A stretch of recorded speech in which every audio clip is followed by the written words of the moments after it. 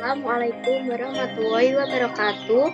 Perkenalkan, nama saya Aifa Batari dengan NIM 23070220008 akan menjelaskan materi mengenai implementasi pendidikan multikultural dalam proses pendidikan. Nah, pada materi implementasi multikultural ini kita akan membahas pengertian pendidikan multikultural, kemudian ada tujuan pendidikan multikultural, konsep pendidikan multikultural, dan juga implementasi pendidikan multikultural.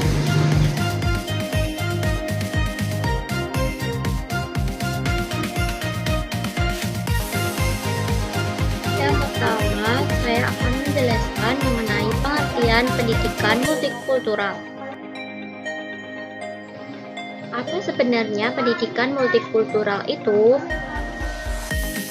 Pendidikan multikultural adalah konsep atau ide suatu rangkaian kepercayaan dan penjelasan yang mengakui dan menilai pentingnya keragaman budaya dan etnis dalam membentuk gaya hidup, pengalaman sosial, identitas pribadi dengan kesempatan-kesempatan pendidikan dari individu, kelompok, maupun negara.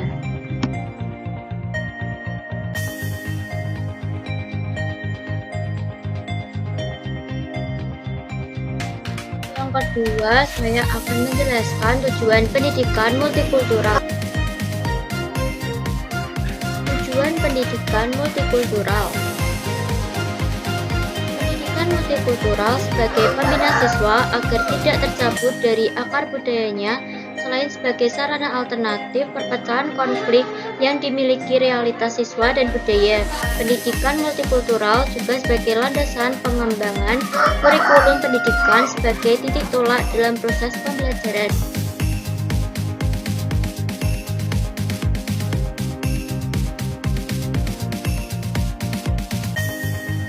Saya akan menjelaskan konsep pendidikan multikultural.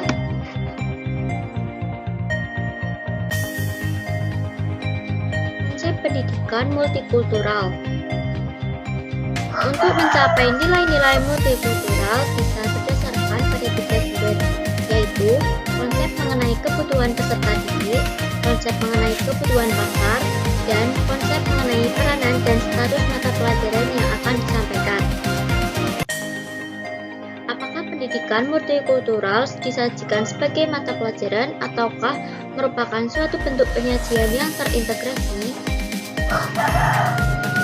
Sebaiknya pendidikan multikultural tidak diberikan dalam suatu mata pelajaran yang terpisah, tetapi diintegrasikan ke dalam suatu mata pelajaran yang relevan.